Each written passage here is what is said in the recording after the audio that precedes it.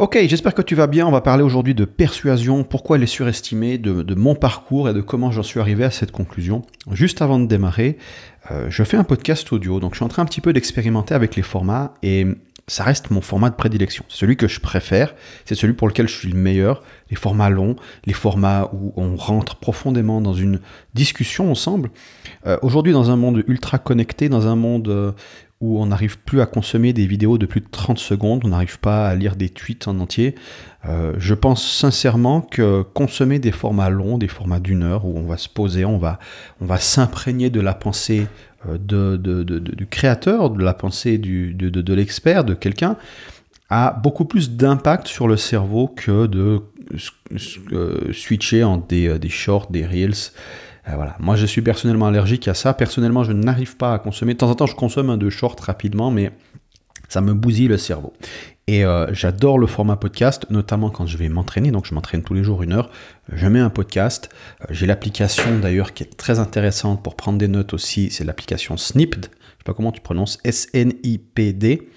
Et tu peux, quand tu es en train d'écouter, tu double-cliques sur la maniclette de tes écouteurs, tu double-cliques et ça prend un snip et avec l'intelligence artificielle, ça va faire un résumé et tu connectes ça à Redwise qui va t'importer ça sur Notion ou Obsidian et tu vas récupérer le résumé des meilleures idées de ton podcast. Voilà. Bref, j'adore consommer comme ça et c'est comme ça que je suis le meilleur, c'est comme ça que je prends le plus de plaisir.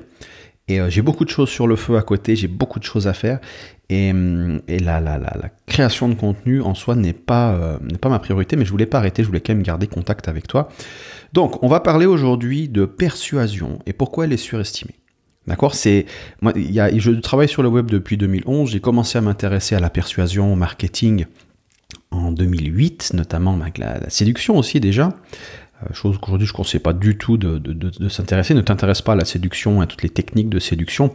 J'ai l'occasion d'en reparler dans d'autres podcasts, mais basiquement, c'est pas un retour sur investissement très intéressant.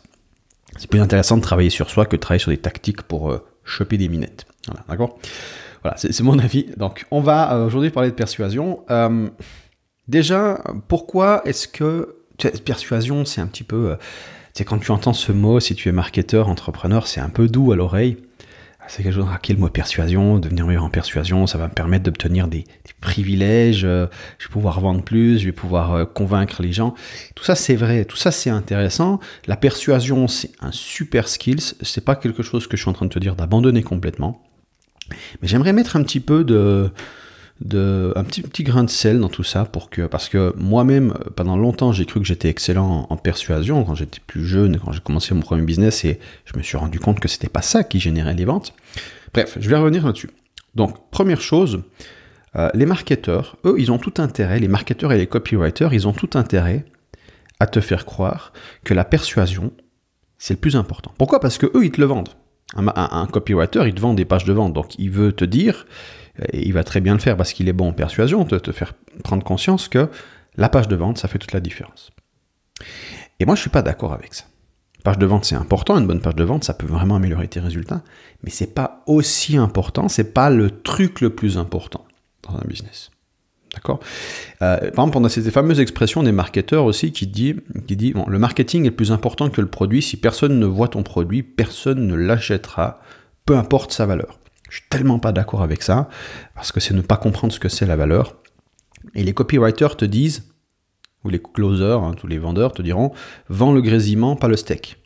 Celle de sizzle, not de steak. Okay. Mon super anglais.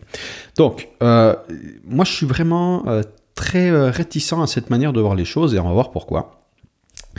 Le truc, c'est que est-ce que tu peux vendre avec cette philosophie ? Est-ce que tu peux vendre des tonnes de produits ? Est-ce qu'il y a des business qui ont été construits sur cette base ? Évidemment, ça marche. Il y a beaucoup de monde qui ont des business qui tournent. Maintenant, j'aimerais vraiment qu'on prenne un petit peu de recul et qu'on regarde parce que toute approche a forcément des downsides, forcément des coûts, d'accord ? Tout n'est pas, il n'y a pas une solution où il n'y a que des avantages et aucun inconvénient. Donc, cette solution possède des inconvénients et on va voir lesquels. Pour ça, on va repartir en 2011 quand moi j'ai commencé ma première activité sur le web. Moi, depuis 2011, j'ai personnellement exécuté des centaines de lancements, enfin une centaine de lancements, je n'ai pas le chiffre exact, mais bien quelques lancements, une bonne centaine, je pense. Et encore 2 autres centaines avec mes clients depuis 2015 sur mon business marketing. Et donc du coup, quand il s'agit de vendre, quand il s'agit de persuasion, je connais 2-3 trucs. Je m'intéresse au sujet, à la psychologie humaine depuis plus d'une décennie. Je l'applique quotidiennement, donc je me débrouille, on va dire. Et je sais notamment sur quel bouton aujourd'hui appuyer pour optimiser les conversions. Et c'est ça justement qui m'a fait prendre conscience que la persuasion, c'est surfait, c'est parce que les boutons qui me permettent d'obtenir le plus de conversions sont pas vraiment des techniques de persuasion. Il y en a, mais c'est pas la majorité.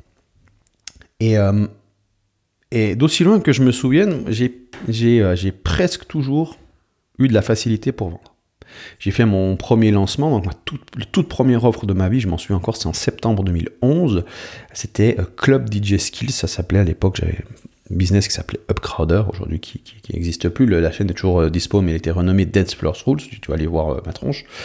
Donc j'avais fait de mémoire une vingtaine de ventes, je gardais pas les stats à l'époque. Et voilà. Et ensuite j'ai commencé à faire un lancement toutes les semaines et je faisais entre 50 et 400 ventes sur ces lancements. Donc j'ai gagné pas mal de sous-sous avec ça. Et donc rapidement, tu vois, c'est un petit peu le passage obligé quand tu commences à avoir des sous qui rentrent, que tu as le lifestyle, je suis parti en Asie, voyager, machin, enfin voilà, tout le merdier habituel. J'ai commencé à me prendre un peu pour le dieu du marketing et de la vente, tu vois. Donc moi, je suis l'homme le plus humble au monde, d'accord, voire de l'univers même. Et donc, du coup, je me suis dit, ok, je sais, j'ai compris la formule, machin, enfin, t'es là, t'es à fond, tu vois. Et le problème avec le succès, c'est que c'est beaucoup plus difficile à expliquer que l'échec. Donc, on croit qu'on notre business, il tourne pour certaines raisons, et pourtant, il y a d'autres raisons, d'autres facteurs cachés. Parce que les raisons pour lesquelles quelque chose fonctionne, il y a peut-être 500 variables, et toi, tu penses que c'est ces 5 variables-là. Et sur les 500 variables, il y en a peut-être 10 qui sont vraiment importantes, et toi, tu en as conscience de 5 ou 6. D'accord? Un expert, peut-être 7, 8, mais jamais les 10. C'est des chiffres arbitraires, mais pour que tu comprennes l'idée. Et donc, du coup, c'est beaucoup plus difficile à expliquer, parce que si tu enlèves une seule de ces variables, boum, ça marche plus. Ou plus autant bien. D'accord? Donc, on a une influence sur les choses, mais on n'a pas un contrôle absolu. Parce que si on avait un contrôle absolu, enfin, regarde, n'importe quel business, ça a une durée de vie. D'accord, tu prends Steve Jobs, il a lancé Apple. Après, il s'est fait virer de sa propre société. Il a lancé Next. Alors, il a quand même eu un certain succès avec Next, mais jamais il aurait réussi à reproduire le succès d'Apple. Parce qu'il n'a pas un contrôle total. Personne n'a un contrôle total sur ses business. Personne ne peut t'expliquer comment lancer le prochain Amazon. Parce que c'est beaucoup trop complexe, d'accord ? Par contre, à petit niveau, on peut quand même bien gagner sa vie, être indépendant avec les bases. Mais pour faire lancer des licornes, comme on appelle des unicorns, il n'y a pas de recette absolue, voilà. Et même sur le marché de la formation, c'est la même chose. Quelqu'un, un entrepreneur qui génère, je sais pas, 3 millions par an, tu prends un Yomi Denzel, par exemple, c'est une licorne dans le monde de la formation. Donc, tu ne pourras pas probablement atteindre ce niveau dans le monde de la formation parce que ça fait partie des exceptions. Il y a un facteur chance qui est énorme dans ce cas de figure-là. Alors, je ne suis pas en train de dire que Yomi n'a pas de compétences marketing, bien au contraire, c'est quelqu'un qui gère très bien sa barque, mais il y a un facteur chance qui est beaucoup plus élevé, comme Jeff Bezos avec Amazon, voilà, tu as un facteur chance qui est énorme. Bref, donc le succès est beaucoup plus difficile à expliquer que l'échec, et même à petit niveau. Et donc, pour te donner un exemple, moi un jour avec un ami qui était aussi sur la thématique du DJing, on a créé une formation ensemble. Je me rappelle ce jour-là, on était à Bali. On s'est dit, tiens, on fait une petite formation là, un truc intéressant. Je me rappelle, ça s'appelait Ta Tribu. Et le but, c'était de créer une petite tribu qui te suive partout dans tes dates pour te créer un aura et te donner c'est une technique que j'utilisais beaucoup en DJing, pour te donner la sensation au club et voilà, que tu étais une star montante. Tu vois. Et donc, du coup, c'est une technique qui marchait relativement bien et tout le monde y gagnait. Et donc du coup, on a fait cette formation, on s'est dit ok, on va chacun la lancer sur notre liste respective, on va utiliser la même trame, donc on a réfléchi à l'offre, on a réfléchi aux différentes objections, aux croyances qu'on voulait traiter dans notre lancement, et on l'a rédigé chacun de notre côté, mais basiquement les mêmes idées, le même launch, d'accord ? Et pourtant, il y a des résultats assez intéressants. Alors, il faut savoir que lui, il avait une mailing list qui était 3 fois plus grosse que la mienne, environ. Encore une fois, me prends pas à moi si d'un coup tu connais, enfin, je ne vois pas comment tu peux connaître ces chiffres, mais je veux dire, j'ai plus les chiffres exacts, ça date de bien quelques années. J'avais pas les statistiques à l'époque, je gardais pas ça. Donc, moi, j'ai fait une 50aine de ventes sur ma liste, je dois avoir quelque chose comme 2000 inscrits, tu vois, j'avais pas énormément d'inscrits, mais je vendais bien 2-3 000 inscrits, et lui, il en avait, je crois, 6 000, un truc comme ça.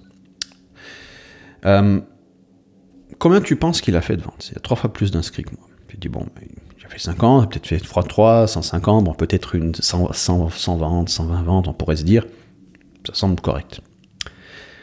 Pourtant, non, et c'est un truc qui m'a énormément surpris, je ne m'attendais pas du tout à ça. Il a fait exactement 0 vente. 0.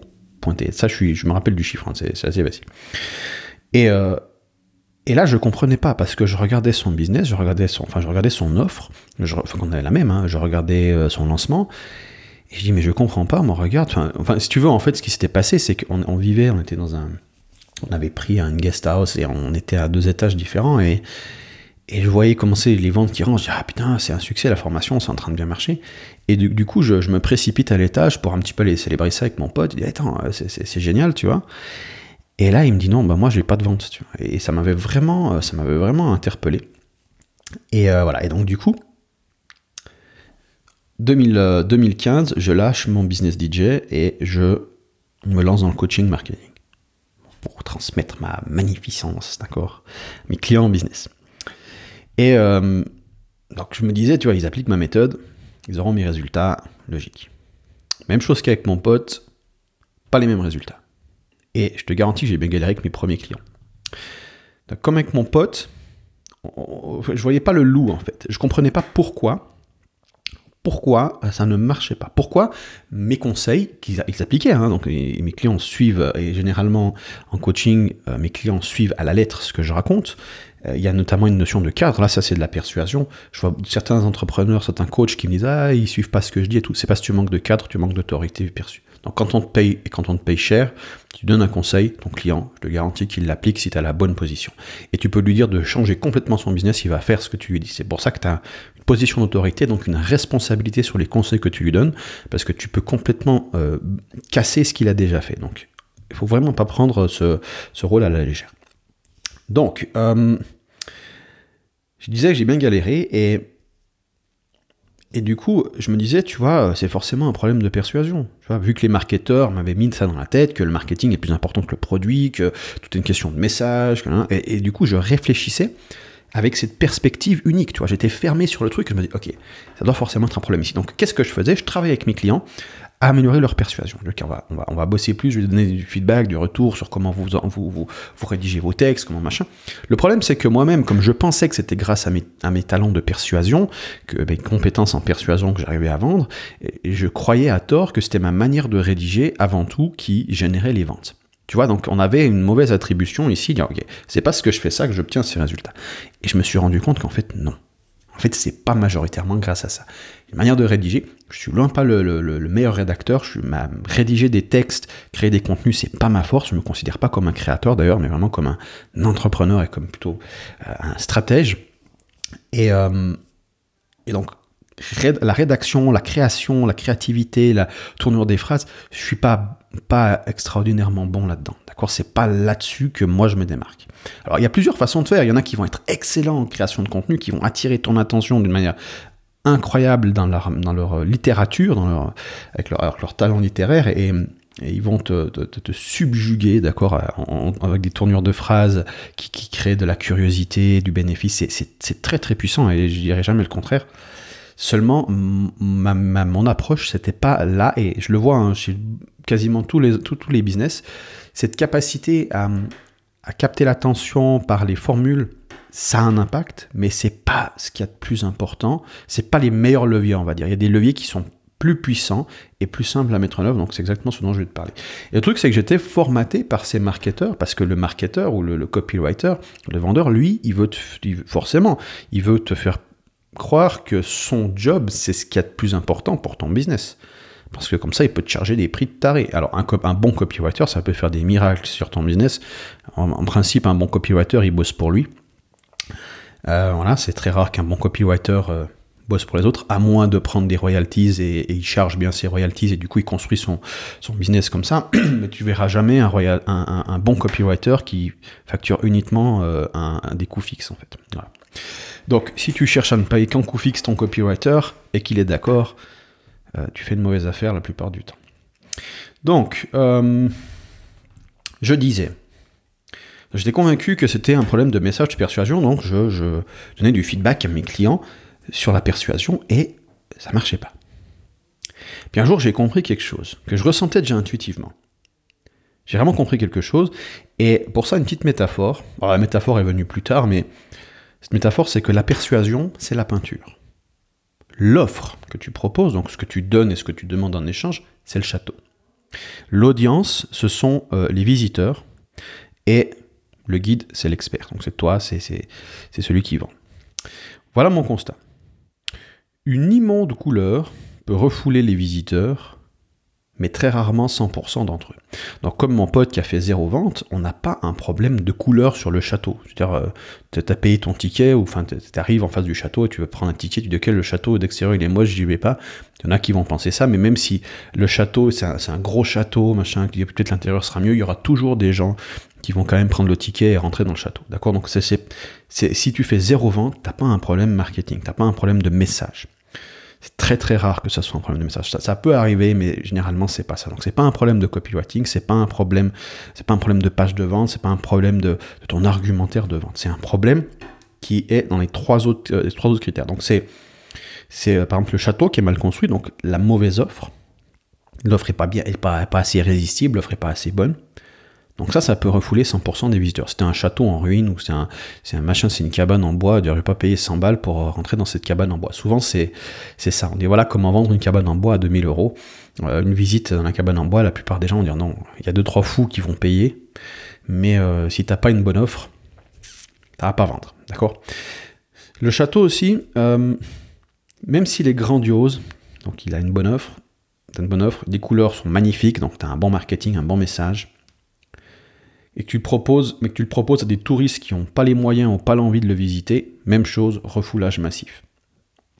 Et dernier critère, donc même si le château, les couleurs et les touristes sont parfaitement sélectionnés, si les gens doutent de l'intégrité du guide, personne n'osera lui acheter un ticket. Donc on a le message, l'offre, l'audience et l'autorité. Et pour moi, le plus important, c'est l'audience. Donc sur quel marché tu es, à qui tu t'adresses. Ça, c'est vraiment le plus important et c'est le plus négligé. D'accord? Au passage, quand il y a cet exercice de recherche marché, création d'un avatar, mets ça de côté. N'y pense plus. Parce que le problème avec ces exercices, c'est qu'on dit, ok, je dois compléter mon avatar client, donc du coup, on complète un petit peu rapidement le papier, dit voilà, j'ai fait mon avatar, maintenant je dois faire quoi? Et c'est pas ça, en fait, le bon exercice. Le bon exercice, imagine ton meilleur ami ou ta meilleure amie. Est-ce que tu arrives si tu dis quelque chose, est-ce que tu arrives à intuitivement savoir ce qu'il ou elle va répondre? D'accord? Quel est son avis là-dessus ou comment il pense? Si je dis ça, qu'est-ce qu'il ou elle va faire? Tu vois, cette intuition, c'est ça que tu veux développer avec ton audience. Donc tu veux trouver la bonne audience, comprendre. C'est pour ça que quand on crée un avatar, on prend une personne parce que c'est plus facile humainement de comprendre une personne. On est câblé intuitivement pour anticiper les intentions, les comportements des autres. Donc tu veux vraiment développer une intuition au sujet de ton audience. Donc c'est le meilleur moyen de faire, c'est de les fréquenter. Donc ça sert à rien de remplir un avatar rapidement comme ça. Le plus important, c'est d'aller au contact avec les gens, discuter et développer une intuition avec eux. Ça vaut tous les avatars du monde. Donc l'audience, c'est le premier critère et il est déjà sous-estimé. On choisit la mauvaise audience parce que si l'audience, elle n'a pas les moyens d'achat, je veux dire, tu veux vendre un truc à 2000 balles, mais l'audience, c'est des étudiants, basiquement, tu vas galérer, tu vois, parce que même les étudiants, ils en meurent d'envie, ils n'auront pas les moyens. D'accord? Il y a d'autres critères, mais je vais faire très simple. Si tu choisis la mauvaise audience, je reviendrai sur comment choisir une audience dans d'autres podcasts, hein, on va quand même en garder un petit peu. Tu veux donc sélectionner la bonne audience. Le deuxième critère, c'est l'offre. Donc, qu'est-ce que tu proposes à cette audience? Voilà ce que je vous donne, voilà le problème que je résous, et voilà ce que je demande en échange. Et souvent, on a des problèmes d'offre aussi, et là, il y a beaucoup de choses à faire pour rendre une offre irrésistible. Et notamment, le truc le plus important dans une offre, un des trucs les plus importants dans une offre et le plus sous-estimé, c'est l'inversion des risques. Si une offre fait peur plus à tes clients qu'à toi, c'est une mauvaise offre. Tu vois, genre, si je propose ça, ils vont m'arnaquer. Ça, c'est signe que tu es sur quelque chose d'intéressant. Si tu as l'impression que l'offre, elle est safe à faire pour toi, tu n'es pas sur quelque chose d'intéressant. Les offres les plus intéressantes, elles te font peur à un niveau, tu dis, ok, je vais perdre de l'argent si je propose ça. D'accord, ça c'est. Il faut penser, il y a une friction à proposer ce genre d'offre. J'aurai l'occasion de revenir aussi en détail sur comment créer une offre. Le truc, c'est qu'il faut savoir, c'est que tes concurrents, ils ont la même friction et qu'ils n'ont pas les balls de proposer ce genre de truc. Ce genre de faire ce genre de proposition. Et donc, du coup, comme il y a une friction, il y a moins de compétition. Et le client en face, si tu supprimes un maximum de friction, parce que tout est question de friction quand tu as tes clients, c'est où est-ce qu'il en est maintenant et où est-ce qu'il veut aller, il y a des frictions. Et notre boulot, c'est de supprimer les frictions. Autant lors de la vente que quand il a acheté. Et notre but, c'est de faire en sorte qu'il aille en ligne droite à son résultat désiré, à son objectif. Et donc, qu'est-ce qu'on doit mettre en place pour qu'il atteigne son objectif? Et ça commence par le persuader que notre offre, c'est la meilleure. Et ensuite, tu vois, quelles sont les frictions à l'achat, par exemple? Donc, il faut qu'on supprime ces frictions. Ensuite, dès qu'il a acheté, comment on peut le motiver à continuer? Par exemple, un prix cher, c'est un cadeau qu'on lui fait parce que ça va me motiver, il dit, ok, maintenant j'ai payé, maintenant il faut que j'applique ce que le formateur me donne. Et donc là, après, on a d'autres frictions à résoudre, c'est-à-dire, voilà, il faut qu'il passe à l'action, qu'il fasse des choses qui lui font peur, le challenger, changer ses croyances, son histoire interne, pour qu'il applique, pour qu'il arrive au résultat. D'accord? Donc, notre boulot, on est un facilitateur, on supprime les frictions. Et en tant qu'entrepreneur, on veut supprimer les frictions et pouvoir le faire à l'échelle, ce qu'on appelle du scaling. Donc, comment on met en place notre offre, comment on la standardise, comment on fait en sorte pour supprimer un maximum de frictions et quand même capturer de la valeur, donc des profits pour nous. Bref, j'aurai aussi l'occasion de te reparler de tout ça, mais créer une offre qui est irrésistible. Donc, l'audience, on a l'offre, d'accord? Et ensuite, on a l'autorité, la relation. Donc, si tu n'as pas l'autorité perçue nécessaire aux yeux de ton audience, tu n'achèteras pas. L'autorité, moi j'ai un petit framework, donc il y a 3 axes. Tu as la légitimité, le support et les apparences. Et la plupart du temps, les gens essaient de créer l'autorité à l'envers. Ils commencent par les apparences. Donc ils veulent se montrer avec, je sais pas, une Lambo ou avec un faux jet privé en photo, ce genre de trucs, tu vois, ils veulent te faire croire qu'ils gagnent beaucoup d'argent, ils veulent te faire croire qu'ils ont énormément de résultats. Ensuite, ils cherchent à obtenir un following sur les réseaux sociaux grâce à ces apparences pour rendre le faux vrai, d'accord, pour ensuite te vendre des trucs. Et ça, on le voit beaucoup dans le milieu de Make Money parce que voilà, c'est faire semblant que j'ai de l'argent pour avoir un following, pour ensuite te vendre des formations, pour vraiment avoir de l'argent et boucler la boucle. Et ça, c'est la manière la plus inefficiente de créer de l'autorité. La meilleure façon, c'est de partir de la légitimité. La légitimité, c'est quoi? C'est comprendre le problème d'une audience et le résoudre. Et plus notre solution elle est efficace pour résoudre le problème, plus on a de résultats, plus on a de l'autorité, plus on a de la légitimité. Et plus on a confiance en soi, et plus ça se sent, et plus tu vas vendre. Ça, c'est le pilier numéro 1. Tu peux limite ignorer les deux autres et te concentrer là-dessus. Et d'ailleurs, c'est ce que je conseille de faire au début. Ok, comment faire en sorte de supprimer un maximum de friction pour obtenir le résultat pour mon client? C'est peut-être dire le faire toi-même plutôt qu'avant de le coacher, tu vas faire du done for you, et tu vas le faire toi-même, par exemple, en business. Ensuite, on a le support, et là, le support, c'est qui c'est qui te recommande, par exemple. Est-ce qu'on a une célébrité qui dit que tu es extraordinaire? Par exemple, si Warren Buffett dit que tu es le mec qui lui a fait gagner le plus d'argent, ça va t'aider dans ta carrière, tu vois. On a tes témoignages clients, tes followings sur les réseaux sociaux, tout ce qui est de la preuve sociale, tout ce qui est de l'appui social. Et enfin, les apparences, je l'ai dit avant, c'est voilà, comment tu t'habilles, tes diplômes, comment tu parles, est-ce que dans quoi tu roules, dans quoi tu vis, enfin, ce genre de trucs. Voilà, tous les signaux de statut. Voilà. Et donc, du coup cette autorité-là, elle est très importante. Je veux dire, si tu n'as pas d'autorité, l'offre, elle a l'air géniale, mais le mec n'a pas d'autorité. Voilà. Donc, tu dois commencer, si tu n'as pas d'autorité, ton offre va être impactée par ça. Regarde, si par exemple, tu dis, voilà, moi, j'ai pas encore gagné d'argent sur le web, mais je veux me lancer dans le marketing. Est-ce que, A, tu te mets à faire des formations pour expliquer comment faire du marketing aux autres? Est-ce que B, tu les coaches? Ou est-ce que C, tu mets tes mains dans le cambouis et tu obtiens des résultats pour tes clients? Si tu n'as pas encore d'expérience en marketing, c'est quoi qui semble être évident à faire?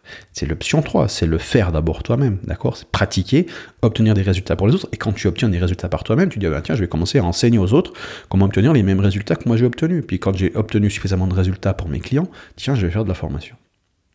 Ça, c'est la bonne séquence. Celui qui dit ok, j'ai lu 3 bouquins en marketing et je vais faire des formations en marketing, et après il comprend pas pourquoi il vend pas et qui va chercher des techniques de persuasion pour vendre ses trucs, c'est un cercle vicieux, tu vas galérer toute ta vie si tu fais ça. J'ai pas de jugement là-dessus, c'est juste que c'est pas efficace. D'accord? C'est pas illégal de le faire.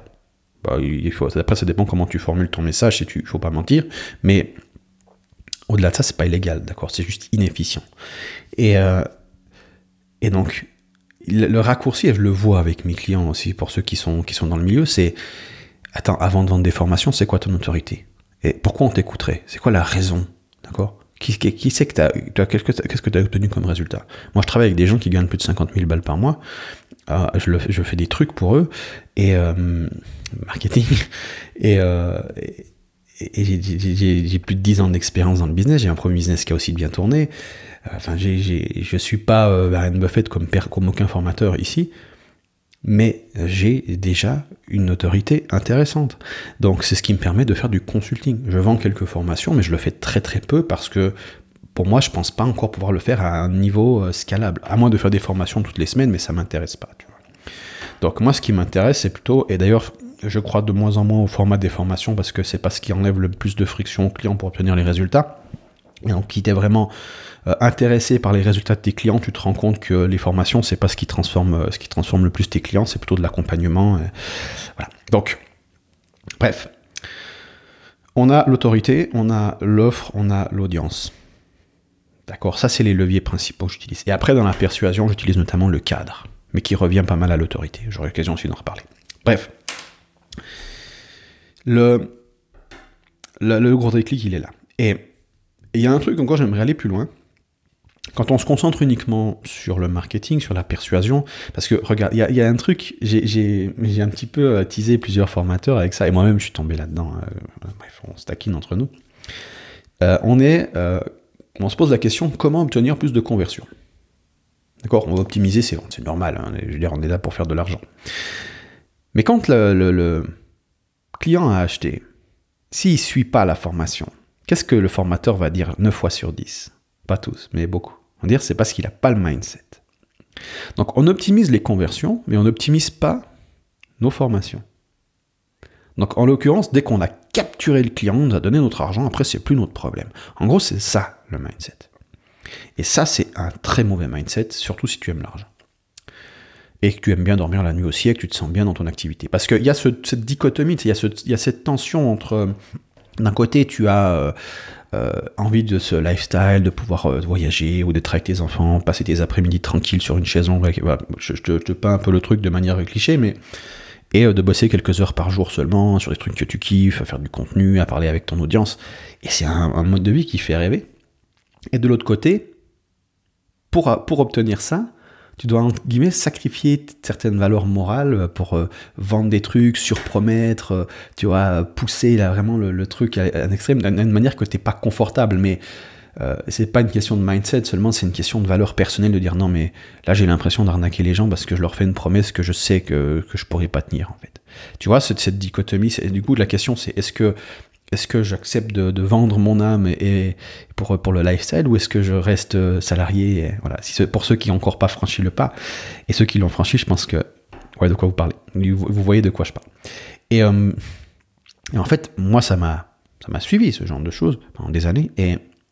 Et aujourd'hui, je sais que tu peux vraiment gagner ta vie en étant éthique. Tu peux gagner ta vie. Ça sous-entend plus de travail au début, mais tu as une durabilité, une résilience qui est bien meilleure, et je vais te l'expliquer, notamment avec la réputation, tu vas voir. Et en fait, ce truc-là, c'est vraiment tellement important, mais le truc, c'est que c'est pas la gratification instantanée. Voilà, ça prend du temps à mettre en place, et il y a beaucoup de travail en amont. Je veux dire, tu vas passer des heures et des heures à améliorer tes produits pour au final pas avoir un résultat immédiat. On préfère chercher des techniques de persuasion qui augmentent de 10% les conversions dans la nuit, tu vois. Donc, ce que je veux dire, c'est que est-ce qu'il faut faire du marketing? Est-ce qu'il faut faire de la persuasion, de la promotion? Évidemment. Améliorer ton message, c'est très puissant pour améliorer tes conversions, et je conseille surtout pas d'arrêter. C'est pas la vie, c'est pas ça ou ça, c'est ça et ça, d'accord? Ce que je veux dire, c'est que ne mets pas 100% de ton attention sur la persuasion, comme je l'ai fait pendant un certain temps, et du coup je voyais pas le problème. Bah, si je vends pas et que je pense que c'est un problème de message alors que c'est un problème d'audience, ou un problème d'offre, ou un problème d'autorité, bah t'es bloqué. Tu vois ce que je veux dire? Tu essaies des meilleures techniques de persuasion alors qu'il y a des bases à respecter avant. Et je te garantis que, si je dois un peu équilibrer les pourcentages d'attention que je mets entre ces quatre choses, entre donc le message, l'audience, l'offre et l'autorité. On pourrait même mettre l'autorité presque avec le message, mais pour moi, c'est quand même quelque chose de séparé. Je mettrai avant tout mon attention sur l'audience, ensuite sur l'offre, ensuite sur l'autorité et enfin sur le message. Voilà, dans cet ordre-là. Donc c'est vraiment pour moi, le 20% qui fait le 80%, c'est calibrer l'offre et l'audience. Parce que même si tu n'as pas d'autorité, tu peux proposer une offre d'une autre manière qui fait que les gens vont quand même acheter. Et le message, ensuite, c'est une optimisation. D'accord ? Sinon, on dit faire du marketing, si derrière, il n'y a pas de valeur, c'est comme mettre du rouge à lèvres à un cochon. Alors, il y a une notion, c'est que chaque fois que tes clients ou tes prospects, ton audience a contact avec ta marque, gratuit ou payant, tu les éduques à parler de toi, positivement ou négativement. D'accord ? Donc, si tu te concentres sur le marketing, mais que ton audience, ton offre, ta relation, ta crédibilité ne sont pas calibrées, alors tu vas au-devant de problèmes. Pour moi, le pire scénario possible qui puisse arriver, c'est que tu arrives à vendre super bien un produit de merde. C'est le pire scénario. C'est mieux de ne pas vendre un produit de merde que de très bien vendre un produit de merde. Parce que chaque client insatisfait va le dire à 10 autres prospects. D'accord ? T'imagines l'effet de levier négatif ? C'est-à-dire que chaque fois que tu vends, tu rends un peu plus difficile les prochaines ventes. Donc, ça marche aujourd'hui. Tu vois, on peut avoir un biais du survivant, c'est-à-dire qu'on ne voit pas certaines choses et ok, j'ai augmenté mes techniques de mes conversions. Donc, je rajoute encore cette technique de persuasion. Tiens, je gagne encore 3%. Bam, 5, 10, 20. Ah, mon business, il tourne avec 20% de conversion en plus. Yes, c'est génial. Ce que tu vois pas dans la plan, c'est que les mecs, ils rentrent dans le système, ils sont dégoûtés, ils se cassent et ils le disent aux autres. Il ne va pas chez lui, c'est de la merde. Et donc, du coup, c'est un monde qui est petit, hein, d'accord ? Les thématiques en francophonie, c'est pas immense. Donc, les gens se connaissent. Et alors du coup, tu crées un cercle vicieux. Et c'est la descente aux enfers. Parce qu'à un moment donné, tes conversions elles commencent à chuter, tu comprends pas. Et j'ai vu des entrepreneurs qui sont là, putain, mes conversions, machin, hein. Attends, comment les clients ils se sentent quand ils passent c'est quoi leur expérience avec toi ? Qu'est-ce qu'ils disent de toi ? Et on met en place un NPS, Net Promoter Score. C'est-à-dire qu'on va demander aux clients à quel point vous recommanderiez ce business à un ami. Et ils te mettent une note, et quand la note elle est à 3 sur 10, tu te dis ok, il y a un petit souci. Donc voilà, donc du coup, ce que tu veux, c'est évidemment construire, parce que tu veux pas construire une machine à haters, d'accord ? Parce que basiquement, très bien vendre un produit de merde, c'est créer une machine à haters. Et donc du coup, nous ce qu'on veut, c'est créer un momentum positif. Parce que plus on est depuis longtemps dans le business, plus on a envie que ça soit facile. On veut améliorer notre autorité, on veut améliorer notre relation avec nos clients, d'accord ? On veut améliorer nos offres. Donc quand tu fais ça, tu as une machine qui pousse positivement et tu as un effet, comme dit Warren Buffett, un effet Lollapalooza, qui a un méga exponentialité et là, bim, tu vas finir par exploser. Un business qui est malhonnête, c'est un business qui a fait faillite après quelques années. Si tu vois quelqu'un qui est là depuis 20 ans, tu sais qu'il est intègre. Je dis pas, c'est pas absolu, parce que tu vas trouver des business qui sont incroyablement malhonnêtes et qui sont pas malhonnêtes avec leurs clients, mais qui font quand même du mal à un niveau assez profond. Tu prends je vais pas citer de marques, mais des grosses marques. Tu vois. Bref, de manière générale, quelqu'un qui manque d'intégrité et qui traite mal ses clients, il finit par mourir. Voilà. Donc, on veut mettre en place une expérience client positive. J'aimerais encore te poser une petite question. Je l'aime bien, celle-là. Selon toi, quelle est la meilleure plateforme d'acquisition ? Tu vas voir pourquoi je te pose cette question. Selon toi, quelle est la meilleure plateforme d'acquisition ? YouTube, Instagram, TikTok, le SEO, etc., la publicité. Quelle est ta meilleure plateforme d'acquisition ? Quelle est celle que tu préfères ? Voilà. Ma meilleure plateforme d'acquisition, ma préférée, c'est ma liste client. Parce que les gens qui sont déjà là, tu as envie qu'ils le disent à d'autres personnes. Et un business simple, je suis convaincu que 50% des ventes viennent par recommandation. Parce que quand tu le dis à un ami que c'est génial ce qu'il a fait, regarde, réfléchis 2 secondes. Moi, prends ta propre expérience. Ce que tu as acheté sur le web, des anciennes formations, peut-être des coachings que tu as pris, combien c'est un ami qui t'a dit regarde ça, Ou combien c'est, par exemple, un auteur, tu lis un bouquin qui te recommande quelqu'un d'autre. Il y a un transfert de crédibilité et d'autorité dans la recommandation qui est incroyable. D'accord ? Si c'est ton ami qui dit achète ça plutôt que c'est un vendeur, que le vendeur, ça a beaucoup plus de poids forcément.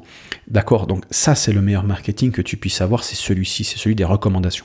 Le problème, c'est qu'il est difficilement mesurable et souvent on dit ouais, marketing, bouche à oreille, c'est pas mesurable, c'est pas quantifiable. Il y a des moyens d'améliorer ça considérablement. Seulement, c'est pas avec des techniques de persuasion que tu peux créer de la recommandation. C'est pas avec de la coercition, en disant attends, on va essayer de mettre en place un système où il est rémunéré pour faire ça. Non, parce que les gens, ils aiment pas recommander contre une rémunération. Il faut que la recommandation soit vraiment authentique. Il faut que le client soit vraiment se régale. Dise putain, c'est génial ce truc. Il faut vraiment que tu ailles voir ça. Il faut vraiment que tu regardes ce mec. Moi, 8 formations sur 10, 8 coachings sur 10, 8 masterminds sur 10 que j'ai acheté, c'était sur recommandation d'amis. Ou recommandation de mentors ou d'autres autorités en lesquelles j'avais déjà confiance. D'accord ? Si j'ai autorité A que j'ai peut-être découvert par un ami qui me recommande une autorité B, bah, je vais aller regarder ce que fait l'autorité B et c'est très probable que j'achète. Réfléchis bien à ça. Dans ta propre expérience. Et si tu as d'autres amis qui sont dans le milieu, pose-leur cette question. Et tu comprendras la puissance de la recommandation. D'accord ? C'est pas une question de hacker les algorithmes, c'est une question de vraiment de régaler le client. C'est ça qui... Et après, bien évidemment, tu couples ça à TikTok, Facebook, YouTube, Instagram, porte-à-porte, tu peux prendre un mégaphone et gueuler depuis ta maison. Enfin, peu importe ta stratégie de promotion, tu vas avoir un effet positif dessus. Et c'est comme ça qu'on crée une exponentialité. Tu vois le délire, là ? Le game, il est là. Et ce qui est intéressant, c'est que le champ, il est libre. Parce que la plupart des formateurs, ils cherchent les gains immédiats, ils cherchent les conversions dans la nuit, ils sont focalisés sur les techniques de persuasion, et quand il manque de vente, qu'est-ce qu'ils font ? Comme moi, j'ai fait cette erreur comme beaucoup, on regarde la persuasion, on regarde le message, on se dit putain, il faut que j'améliore mon message, il faut que je suis pas assez bon en vente, je suis pas assez bon en marketing, et on se concentre là-dessus, mais on oublie les autres variables. D'accord ? Pense à ton audience. Je veux dire, un des trucs que je fais avec mes clients, donc avec mes partenaires qui ont déjà un business qui tourne, qui font 20, 30, 40, 50 cas par mois. C'est quoi la première chose que je fais ? Si ce n'est pas déjà fait, je m'assure qu'ils ont des analytics, des speed testing en place, et je vais aller discuter avec leur audience, avec leurs meilleurs clients. Le but, c'est vraiment de faire d'identifier quel est le 20% des clients qui achètent le 80%. Et je te garantis qu'il y a systématiquement cet écart-là. Et mon objectif, c'est d'identifier ces 20%, de discuter avec ces 20%. Et aussi de discuter avec les 20% qui achètent le moins. Et de comprendre la différence entre les deux. Et ensuite, créer une offre premium pour ces 20%-là. Mais une offre ultra chère, mais qui délivre un truc de taré. Et leur créer une expérience client. Et derrière, aller chercher plus de ces 20%-là. Ça, c'est un coefficient multiplicateur sur le business. C'est pas améliorer tes conversions de 5-10%. C'est faire x2, x3 sur la durée, sur une année, 2 ans. D'accord ? Ça, c'est ce genre de levier que j'applique avec mes clients pour développer leur business. C'est pas comment je rédige la copie. Après, on trouve un copywriter pour rédiger rapidement une copie. Pour moi, les copywriters, j'ai rien contre. Moi-même, j'ai fait du copywriting et c'est important. Mais le gros levier, il n'est pas là. Le gros levier, il est sur l'audience, sur l'offre, sur l'expérience client. D'accord ? Voilà. Donc, j'espère que ça te fait cogiter. Alors, peut-être que tu étais déjà d'accord avec ça. Peut-être que ça t'a fait prendre conscience de quelque chose. J'aimerais terminer ce podcast sur une petite pensée. Qu'est-ce qui est le plus motivant ? Est-ce que c'est se lever le matin en se disant « Je vais servir mon audience » ou se lever en se disant « Je vais convaincre mon audience ». Je te souhaite une magnifique journée, un magnifique week-end, et puis on se retrouve dans un prochain podcast. Salut.